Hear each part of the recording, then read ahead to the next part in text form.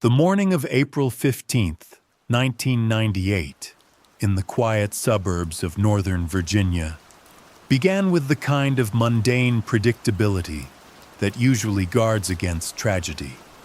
Elaine Coleman was a 34-year-old mother of two, known by her neighbors as the woman who never missed a carpool, and whose lawn was always a precise shade of emerald green. She had poured 2 bowls of cereal, kissed her husband David goodbye, and mentioned she was heading to the local library to return a stack of overdue books. But as the afternoon shadows lengthened across their driveway, the familiar hum of her station wagon never arrived. By 6 p.m., the cereal bowls remained on the table.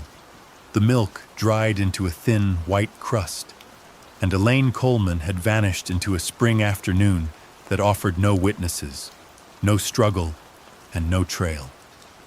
For the next 24 years, that silence would become a permanent resident in the Coleman household. It was a silence that investigators would pick apart for decades, looking for the jagged edges of a kidnapping or the dark footprints of a crime that never surfaced. They found her car abandoned in a parking lot 3 miles from the library, the keys still in the ignition, her purse tucked neatly under the driver's seat. There was no blood, no signs of a scuffle, and most bafflingly, not a single cent had been touched from her bank accounts. It was as if she had simply stepped out of the vehicle and evaporated into the humid Virginia air. Her children, ages 7 and 9 at the time, would grow up in the shadow of a woman who was neither dead nor alive. A ghost who occupied the empty chair at every graduation, every wedding, and every quiet Christmas morning. The local police department in Fairfax County treated the case with a grueling intensity in those early months. They combed the nearby woods, interviewed every patron at the library, and even scrutinized David Coleman, whose grief was so profound and visible that even the most cynical detectives eventually cleared him of any involvement. As the years turned into a decade, the case file grew thick with dead ends and false sightings. The missing posters faded under the sun, the ink of Elaine's smiling face turning a ghostly blue before finally being torn down or covered by flyers for yard sales and lost pets. To the world, she was a cold case, a statistic in a national database of the vanished. But to those she left behind, she was an open wound that refused to heal. It was not until the summer of 2022 that the stillness was finally broken, not by a confession or a forensic breakthrough, but by a routine administrative flag in a small coastal town 3,000 miles away. A woman living under the name Ellen Clark had applied for a renewed driver's license in a sleepy corner of Oregon. When the clerk ran the Social Security number provided, the system stuttered. The number belonged to a woman who had been declared legally dead in the state of Virginia 7 years prior. This was the moment the mystery began to shift from a story of loss to a story of deliberate, chilling intent. The investigators who flew out to Oregon expecting to find a victim of long-term identity theft or a woman emerging from a captive nightmare were instead met with a quiet, gray-haired woman sitting on a porch overlooking the Pacific. She did not look like a captive. She did not look like a woman who had been running. She looked like a woman who had finally found the peace she had been seeking, even if that peace was built on the wreckage of the family she had abandoned. As she sat across from the detectives, her voice was steady, devoid of the frantic energy of a fugitive. She admitted, with a calmness that sent a ripple of unease through the room, that she had never been taken. She had simply walked away. She described that April morning not as a day of crisis, but as a day of clarity. She had reached the library, looked at the books in her passenger seat, and realized that her life felt like a script she no longer wanted to perform. She had walked to the bus station with nothing but the clothes on her back and $50 she had hidden in her shoe weeks earlier. She had traveled across 3 states by bus, changing her name with every ticket, moving further into the anonymity of the American West until the mountains of Virginia were nothing more than a hazy memory. She had built a new life as a waitress, then a clerk, and finally a librarian. A bitter irony that was not lost on the children she had left waiting at the dinner table 24 years earlier. The discovery sent shockwaves through the lives of her now grown children. The daughter, who had spent her 20s advocating for missing persons and working with trauma survivors, was forced to reconcile the image of her stolen mother with the reality of a woman who had chosen to leave. There is a specific kind of grief reserved for those who find out their tragedy was an option. The son, who had barely any memory of her face, found himself staring at a photograph of a woman in Oregon who looked exactly like the woman in the silver frame on his father's mantle, yet shared none of the same history. As the legalities of her resurrection began to unfold, the public's fascination turned toward the psychological architecture of her departure. This wasn't a case of amnesia or a fugue state. Elaine, or Ellen, described a crushing weight of domestic expectation that had become an atmospheric pressure she could no longer survive. She didn't hate her husband. She didn't dislike her children. She simply felt that Elaine Coleman was a character she could no longer play without breaking. The choice to leave was, in her mind, an act of self-preservation, though the world saw it as an act of ultimate betrayal. In the months following the discovery, the family attempted a series of letters and eventually a single, mediated meeting. It took place in a neutral office, the air thick with the scent of stale coffee and the heavy, unsaid questions of a quarter century. Her children sat across from a stranger who possessed their eyes and their gestures, but none of their memories. She could not explain why she hadn't called once the children were grown.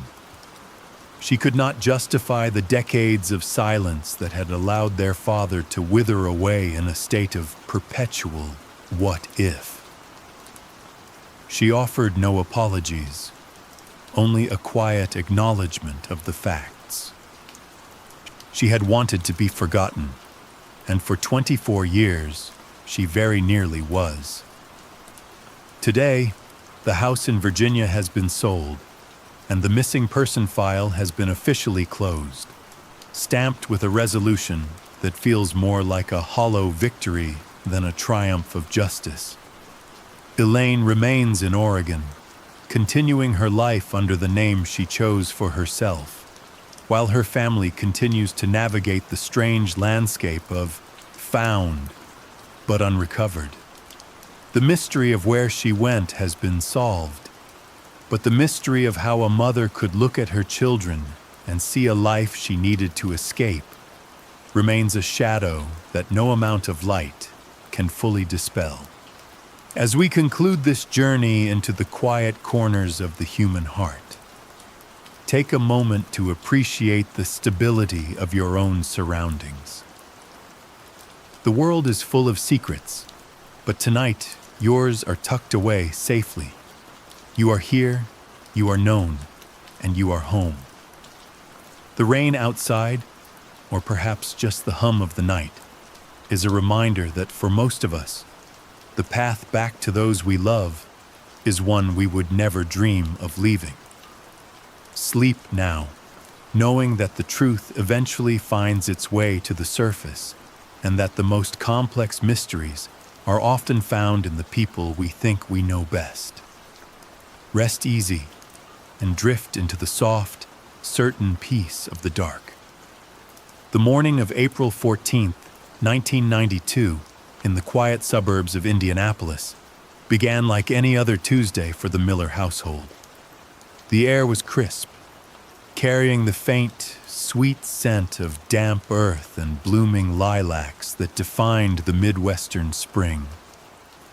Inside the warm kitchen, 32-year-old Elaine Miller was going through the motions of a life that appeared, to any outside observer, to be the very definition of the American dream. She packed 2 distinct lunches, one with the crusts cut off for her 6-year-old son, Leo, and another with an extra apple for 8-year-old Sarah.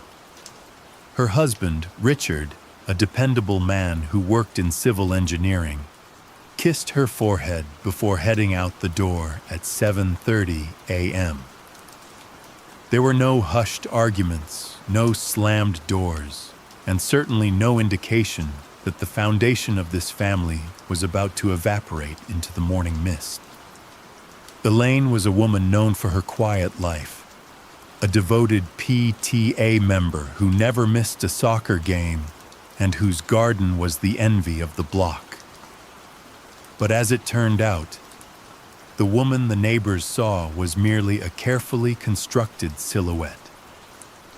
By the time the school bus crested the hill at 3:15 p.m. that afternoon, the house was silent.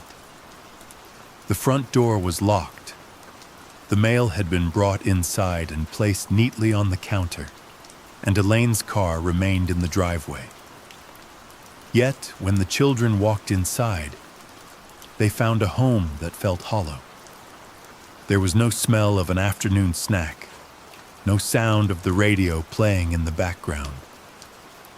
Elaine Miller had stepped out of her life, leaving behind her purse, her keys, and her wedding ring, which sat motionless on the bedside table.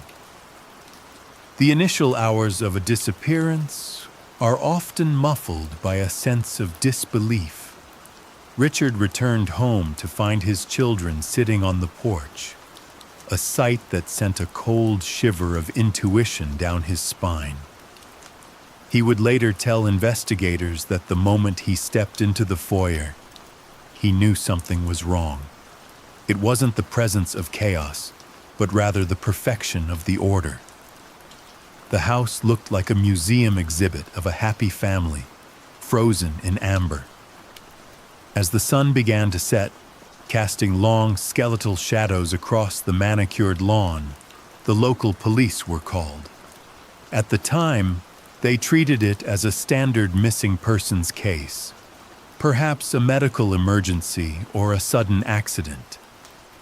They searched the nearby woods, the local hospitals, and the quiet ravines that lined the outskirts of the township.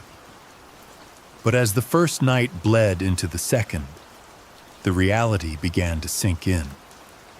There were no skid marks on the road, no signs of a struggle in the house, and no activity on their joint bank accounts. Elaine had simply ceased to exist in the eyes of the law and her community. No one heard a car pull up. No one saw her walk down the street. It was as if the earth had opened up and gently claimed her, leaving her family to navigate a world that suddenly made no sense. In those early weeks, the investigation focused heavily on the possibility of foul play. Detectives scrutinized Richard, as is standard procedure, looking for the cracks in his alibi or the hidden temper that might explain a sudden tragedy. But records show he was at his office all day, surrounded by colleagues and mountains of paperwork. There was no history of domestic unrest, no secret debts, and no whispers of infidelity.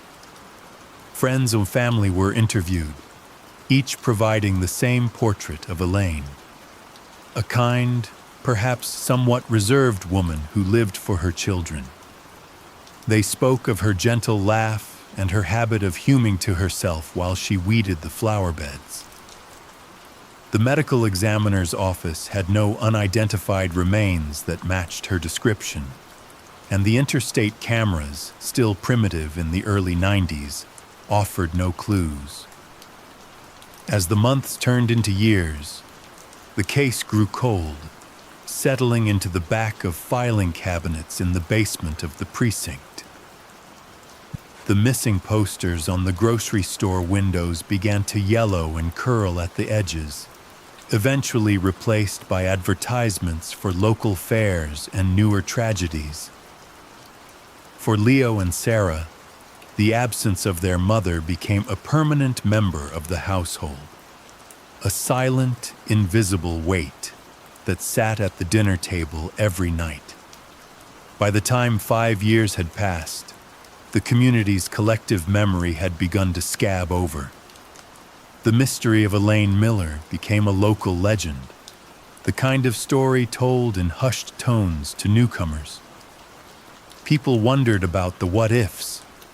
Perhaps she had suffered from sudden amnesia, wandering into a new life with no memory of the one she left behind.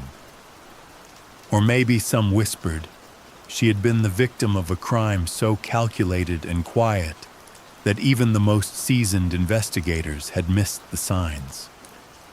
Richard, for his part, remained a steady, broken-hearted father. He would later say that the hardest part wasn't the grieving, but the not knowing. He couldn't mourn her, but he couldn't find her either. His life became a collection of small moments that felt hollow.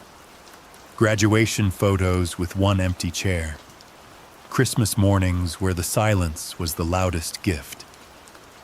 The detectives would check in once a year, according to the records, but their calls were always brief and filled with the same empty apologies. There were no new leads, no sightings, and the possibility of a solution seemed as remote as a distant star. Into the silence of the early 2000s, the children grew into adults, each carrying the weight of their mother's disappearance in different ways. Sarah became a social worker, driven by the desire to mend the broken families she understood all too well. Leo, on the other hand, was haunted by the image of the lunchbox his mother had packed for him that final day. To him, the fact that she had performed such a mundane act before vanishing was the most puzzling piece of the puzzle. It spoke of a woman who was still there, even as she was preparing to leave. He spent his nights scouring the early internet, looking for any mention of a woman who looked like his mother. He joined forums for cold cases, talking to others who lived in the same shadow. He knew that the truth was out there, tucked away in some corner of the world, and he refused to let the fire of his search go out. He would later tell anyone who listened that he didn't care if his mother was alive or dead. He just needed to know that she existed somewhere. The breakthrough, as it turned out, would not come from a forensic lab or a dramatic confession. Instead, it was the result of the slow, methodical advancement of technology and the persistent curiosity of a young investigator who had grown up in the same town. Detective Miller, no relation, was a rookie when he first saw Elaine's file. He was struck by the quiet life she had led and the absolute lack of any digital footprint.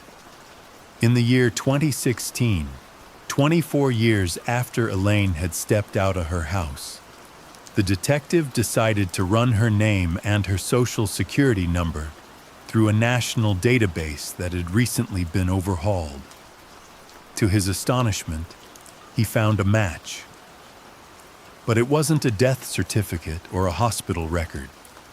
It was a tax filing for a woman named Elena Vance, living in a small coastal town in Oregon.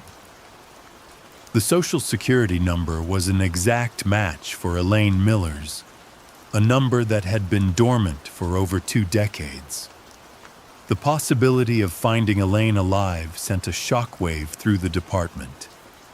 The records showed that Elena Vance had a driver's license, a bank account, and a modest home on the edge of the Pacific Ocean. She had been living under the cover of a new name, but she hadn't even changed her birth year. The detective contacted the local authorities in Oregon, requesting a welfare check on the woman. He didn't tell them she was a missing person. He simply asked them to confirm that she was who she claimed to be. When the Oregon officers arrived at the small cedar-shingled house, they found a 56-year-old woman with graying hair and the same gentle laugh that the residents of Indianapolis remembered. She was working in her garden, the air heavy with the scent of salt water and pine. When they asked for her ID, she didn't hesitate. She handed it over, her hands steady, and as they looked at the name Elna Vance, she whispered the words that would change the history of her family forever.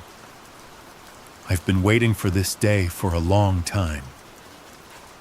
As the truth began to unfold, it became clear that Elaine Miller hadn't been kidnapped, and she hadn't suffered from amnesia.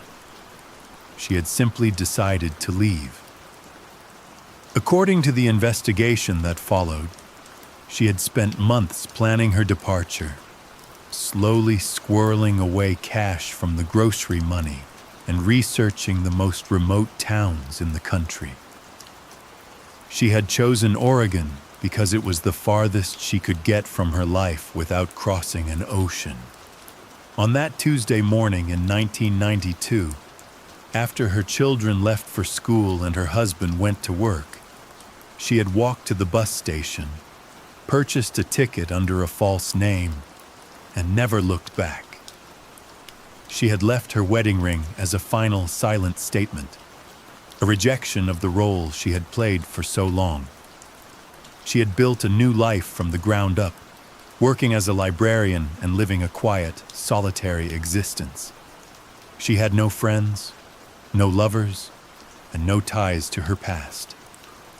She was a woman who didn't want to be found, a soul that had sought the vastness of the coast to drown the suffocating routine of her former life. The discovery was a bittersweet resolution for the family. When Sarah and Leo finally spoke to their mother over a grainy video call, the emotions were a tangled mess of relief and profound betrayal. They saw a woman they recognized, but she was a stranger in every way that mattered. She couldn't explain why she had left, other than to say that she felt like she was disappearing while she was still alive. She told them she loved them, but she also made it clear that she had no intention of returning to Indianapolis. She had found her peace in the silence of the Oregon coast, and she was content to stay there until her days were done. The prosecution found no evidence of a crime. She was an adult who had the right to walk away from her life. There were no charges, no handcuffs, and no grand homecoming. There was only the knowledge that their mother was alive, safe, and living a life she had chosen for herself. For the community that had spent 24 years mourning her, the news was a shock to the system. It challenged the narrative of the perfect victim and the monster in plain sight. Elaine Miller wasn't a victim of anything but her own internal struggle, and the monster, if there was one, was the silence she had lived in for so long. As the story faded from the headlines, the family began the long, difficult process of healing. Sarah found comfort in her work, helping others who felt lost. Leo eventually moved to the coast, not to live with his mother, but to be near the same ocean she had chosen.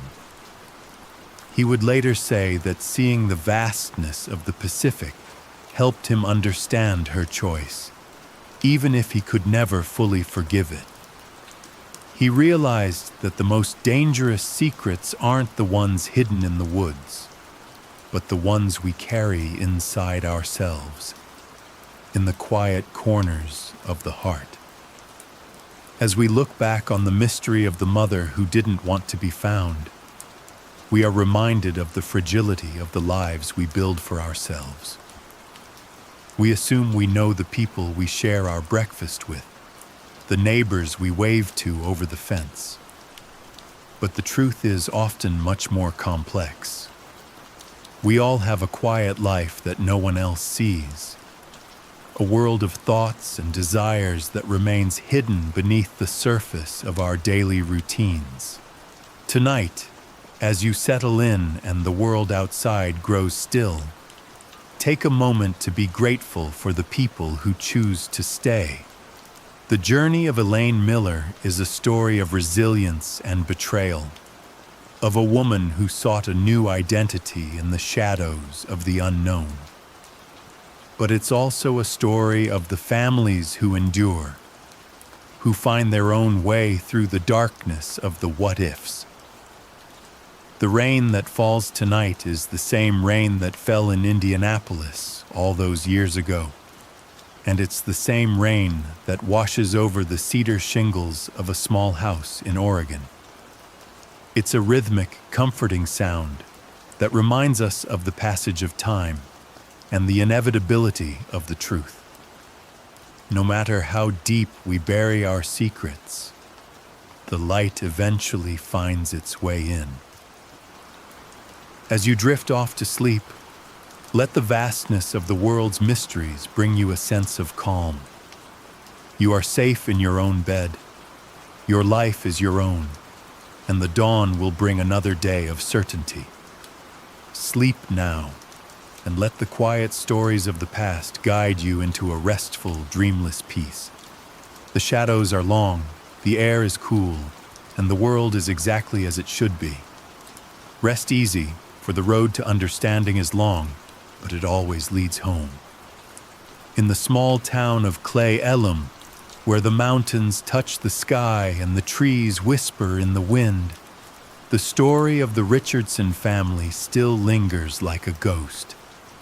It's a place where the seasons are marked by the color of the leaves and the depth of the snow, a place where people look out for one another. But even in the most tightly knit communities, there are gaps that no one sees. The silence of the forest is a character in itself, a witness to the things we leave behind. As we transition from the story of Elaine Miller, we carry with us the understanding that the heart has its own reasons that the law can never fully quantify. The possibility of starting over is a powerful lure, a siren song that some hear more clearly than others. But for those who are left on the shore, the silence is a heavy burden to carry. As the night continues to unfold, let your mind drift like the fog that rolls through the valleys. Visualize the landscape of the Pacific Northwest, the rugged coastline where the water meets the land with a persistent, ancient energy. Think of the woman who found her peace there, and the children who found their own strength in her absence. There is a strange beauty in the resolution of a mystery, even when the answers aren't the ones we hoped for. It provides a sense of finality, a closure that allows the soul to rest. The evidence of a life lived, of a choice made, is a powerful thing. It's the paper trail of our existence, the records that show where we've been and who we've become. The medical examiner of our own lives is often our own conscience, the inner voice that weighs our actions and our omissions. In the case of the mother who didn't want to be found, the verdict was one of self-preservation. It was a choice made in the darkness, a leap into the unknown that left a trail of questions in its wake. But as the years turned into decades, those questions were finally answered. The mystery was unmasked, the secret was revealed, and the family was able to finally, truly move on. The prosecution of the past is over, and the defense of the present has begun. As you are still awake and listening, I want to thank you for joining us on this journey into the quiet shadows of true crime.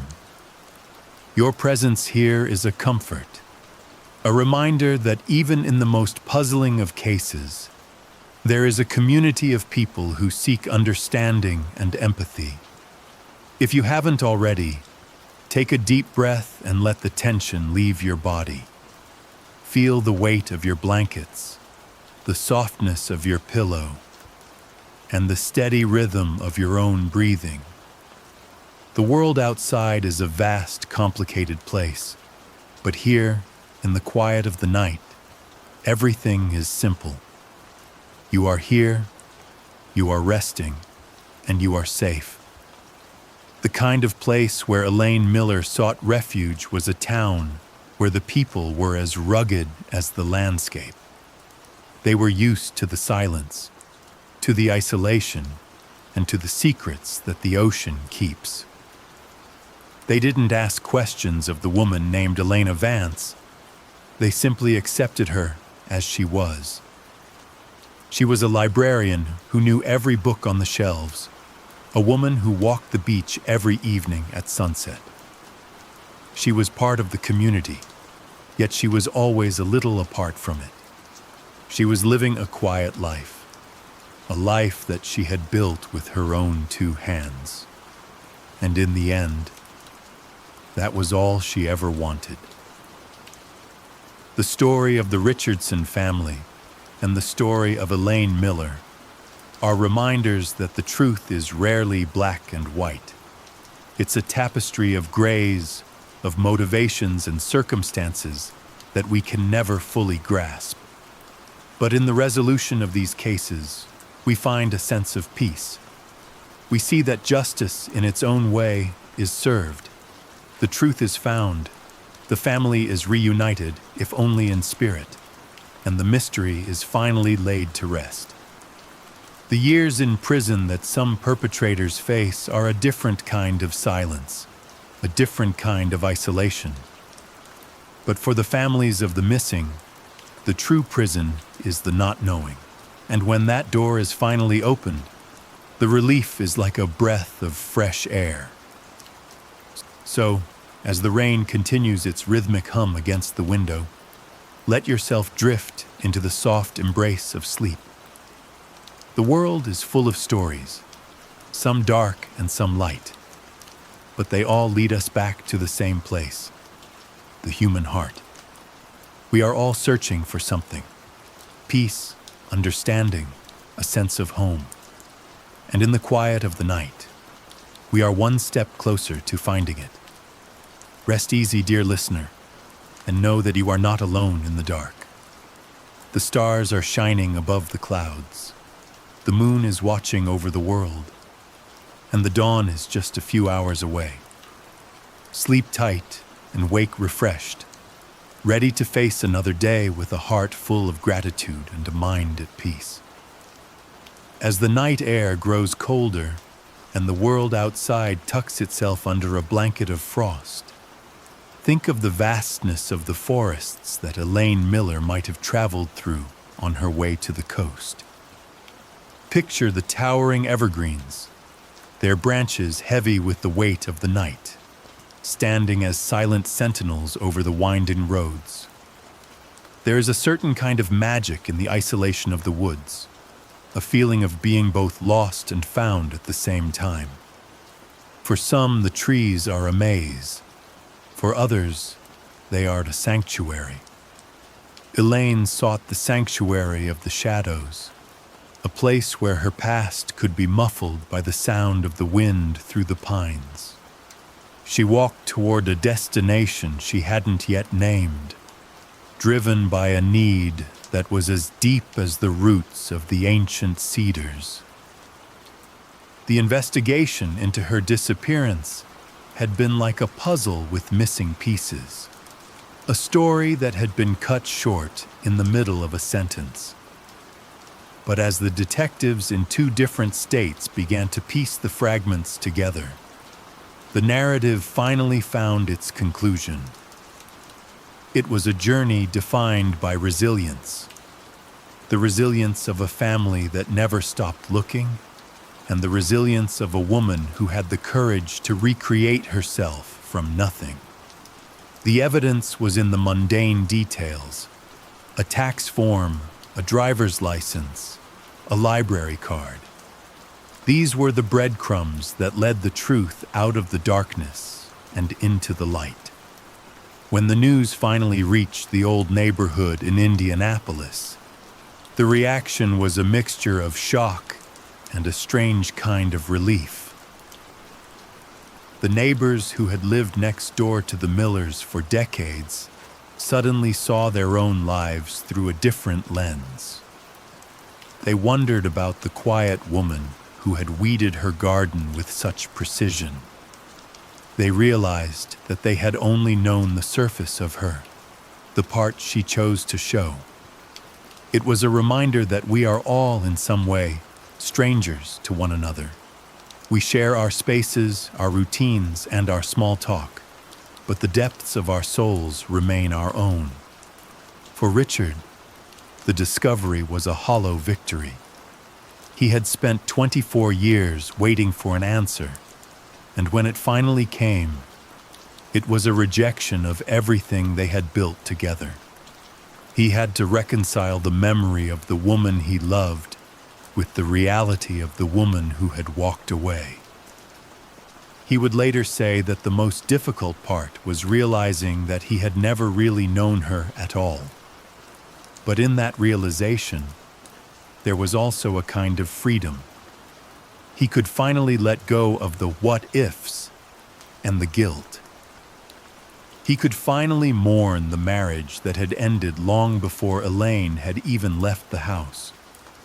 He could find his own peace in the silence that remained. As the story of the mother who didn't want to be found comes to a close, we are left with a sense of the infinite complexity of the human experience. We see the power of choice, the weight of secrets, and the enduring strength of the human spirit. We are reminded that justice isn't always about a courtroom or a sentence. Sometimes it's simply about the truth being told. The truth of Elaine Miller's disappearance was a quiet one, but it was no less profound. It was a story of a woman who found her voice in the silence, and a family that found their way back to the light. So as you drift further toward this edge of sleep, let the rhythmic hum of the night be a lullaby for your soul. The world is a quiet place now, a place where the mysteries are tucked away and the truth is safe. You are warm, you are secure, and you are surrounded by the peace of your own home. The journey of Elaine Miller is over, and your own journey into the world of dreams is just beginning. Let the soft darkness be a comfort to you, a reminder that even in the most uncertain of times, there is a path back to the light. Sleep now, and know that the world is waiting for you in the morning, full of new stories and new possibilities. The silence of the valley is a soft, deep sound, a sound that cushions the world and prepares us for the rest we all need. It's a sound that Elaine Miller must have loved, a sound that she sought in the remote corners of the coast. And it's a sound that we can all find if we only take a moment to listen. Tonight, let that silence be your guide. Let it lead you into a place of calm and clarity, where the worries of the day are replaced by the peace of the night. You have done enough today. You have traveled far enough. Now, it is time to rest. As the final chapters of this story are written in the quiet of your mind, remember the lessons of the Richardson family and the Millers. Remember that the truth eventually finds its way to the surface, and that the most complex mysteries are often found in the people we think we know best. But also remember that there is hope in the resolution and strength in the truth. The world is a beautiful, mysterious place, and we are all part of its story. Rest easy, dear listener, and drift into the soft, certain peace of the dark. The night is yours, and the morning is a promise that is yet to be fulfilled. Sleep tight and know that you are home. The air in your room is cool and still, a perfect environment for the deep, restorative sleep that your body craves. Imagine the thick fog that rolls in from the Pacific, blurring the edges of the world and creating a sense of timelessness. In that fog, the past and the present merge, and the secrets of the heart are finally allowed to rest. Think of the woman who found her peace in that mist, and let it bring a sense of peace to you as well. The darkness is not something to be feared. It is a blanket that protects us and allows us to dream. It's the cover under which we find our truest selves, the part of us that is free from the expectations of the world. The records show that Elaine Miller lived a life of quiet clockwork precision before she left. She was the one who kept the schedules, who managed the household, who ensured that everything was exactly where it should be. But beneath that precision, there was a vastness of emotion that she could no longer contain. Her departure was an act of radical self-care, a way to reclaim the parts of herself that had been lost in the service of others. It was a choice that had a high cost, but for her, it was a price she was willing to pay. And in the end, her family found their own way to pay it too. They found their own resilience, their own strength, and their own path to the truth. As the night continues to deepen, let the sensory grounding of these stories keep you anchored in the present. Feel the texture of your sheets, the weight of your body against the mattress, and the gentle rise and fall of your chest. You are safe, you are warm, and you are exactly where you are meant to be. The mysteries of the world are far away, and the quiet of your own life is a sanctuary. The story of the mother who didn't want to be found is a reminder that we all have the power to change our lives, to seek our own peace, and to find our own truth. But it's also a reminder that the people we love are the most important part of our journey. So, as you finally cross the threshold into sleep, let the names and the dates and the locations fade away. Let the facts of the case be replaced by the soft, indistinct imagery of the dreams that await you. The world is a quiet place now, a place where the light of the moon is the only guide. You are part of the vastness of the night, a small but essential piece of the story. Rest easy, dear listener, and know that the truth is always there, waiting to be found in the light of the morning. Sleep tight and drift into the infinite, peaceful dark. Your journey for tonight is complete, and the rest you find will sustain you for all the tomorrows to come. The scent of pine and salt water, the sound of the wind through the trees, the rhythmic hum of the ocean, These are the things that define the quiet life that Elaine Miller chose for herself. And these are the things that we can all find in our own way, in the quiet of our own hearts. Tonight, let those sensory details be your guide. Let them lead you into a place of rest and rejuvenation, where the world is a little softer and the silence is a little deeper. You have traveled through the shadows of true crime and come out on the other side, into the light of the truth. And now it is time to sleep. The story of the mother who didn't want to be found is a story of the human heart, of its capacity for secrets and its resilience in the face of the unknown. It's a story that reminds us of the power of choice and the enduring strength of the family. But most of all, it's a story that reminds us that we are all, in some way, searching for home. And tonight, as you drift into sleep, you are finally there. You are home, you are safe, and the world is at peace. Rest easy, dear listener, and dream of the quiet corners of the heart where the truth is finally laid to rest. The night is yours, and the dawn is a promise that is always fulfilled. Sleep tight and wake to a new day, full of hope and the certainty of the truth. The vastness of the Pacific, the remote beauty of the Oregon coast, the quiet life of a woman who chose to be forgotten. These are the images that will carry you into the world of dreams. Think of the cedar-shingled house, the garden full of lilacs and salt air, and the woman who finally found her peace there. Let that peace be yours tonight. The world is a large and complicated place, but in the quiet of your own heart, everything is simple. You are resting, you are safe, and the truth has been found. Sleep now, and let the night be your sanctuary. The shadows are soft, the air is cool, and the world is exactly as it should be.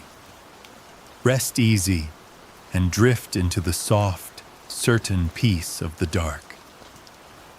As you conclude this journey with us, take a final moment to appreciate the stability of your own surroundings. The world is full of secrets, but tonight, yours are tucked away safely. You are here, you are known, and you are home. The rain outside, or perhaps just the hum of the night, is a reminder that for most of us, the path back to those we love is one we would never dream of leaving. Sleep now, knowing that the truth eventually finds its way to the surface, and that the most complex mysteries are often found in the people we think we know best. Rest easy and drift into the soft, certain peace of the dark.